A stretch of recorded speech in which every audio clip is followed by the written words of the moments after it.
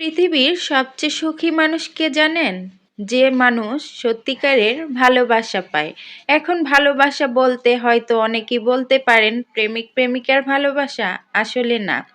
ভালোবাসা অনেক প্রকার, অনেক রকমের হয়।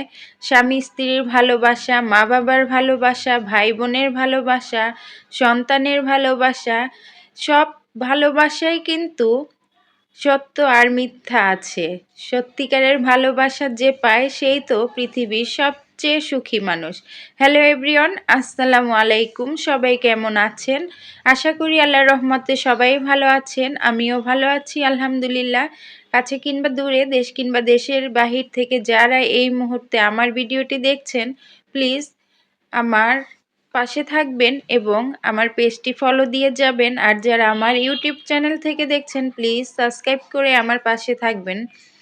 যাই হোক, আজকে আমি রান্না করব পাবদা মাছ দিয়ে সিম দিয়ে একটা মজাদার তরকারি। আর দেখতে থাকুন, আর দেখতে দেখতে যদি ভালো লেগে যায় প্লিজ পাশে থাকবেন আশা করি। আসলে সত্যিকারের ভালোবাসা কয়জন পায় বলেন তো? সে ভালোবাসা হতে পারে স্বামী স্ত্রীর, মা বাবার, ভাই বোনের কিংবা সন্তানের, কিন্তু আসলে যে সত্যিকারের ভালোবাসা পায় সেই তো পৃথিবীর সবচেয়ে সুখী মানুষ।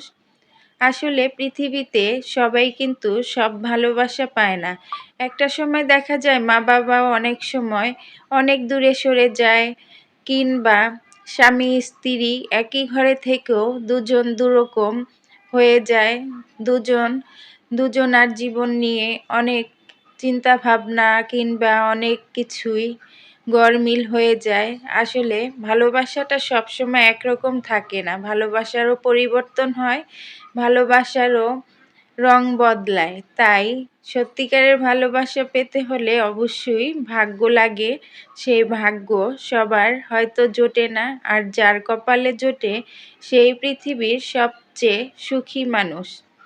তো কথা বলতে বলতে কিন্তু আমি মশলাটা কষিয়ে ফেলছি, আর তারপরে আমি এর ভিতরে সিম দিয়ে ভালো করে কষিয়ে তরকারিটা রান্না করব। বছরের প্রথম দিন আজকে রান্না করেছি পাবদা মাছ দিয়ে সিম দিয়ে। এই তরকারিটার সাথে ছিল একটা ভাজি, তো ওইটা আর কি ভিডিও করিনি। আসলে এত ভিডিও করতে ভালো লাগে না, আর আজকে ভীষণ ঠান্ডা ছিল, যেই কারণে একদম কোনো কাজই করতে ইচ্ছা করছিল না। আজকে ভাবছিলাম যে বছরের প্রথম দিন একটু অন্যরকম কিছু করব, মাংস দিয়ে বা রাত্রে হয়তো রুটি মাংস এগুলা করতে চেয়েছিলাম, কিন্তু ঠান্ডার কারণে আর ওগুলা করা হলো না। যাই হোক, আজকে এভাবেই কাটিয়ে দেই, আরেকদিন না হয় ভালো মন্দ করবো নে। এই আর কি। আসলে রান্না বাড়া করতে তো সবার ভালো লাগে, কিন্তু আজকে আমাদের এখানে প্রচণ্ড শীত ছিল, পানি ধরতে অনেক কষ্ট হচ্ছিল। তারপরও তো খেয়ে বাঁচতে হবে, তাই রান্না তো করতেই হবে।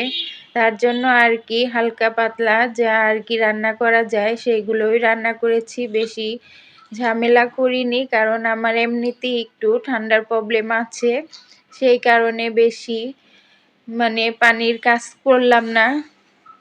যাই হোক, আমার ভিডিওটা কেমন লাগে আপনাদের কাছে? যদি ভালো লাগে প্লিজ পাশে থাকবেন, কিন্তু অবশ্যই লাইক কমেন্ট করে যাবেন। আর আমার চ্যানেল থেকে দেখলে অবশ্যই সাবস্ক্রাইব করে আমার পাশে থাকবেন, আর সব সময় দোয়া করবেন।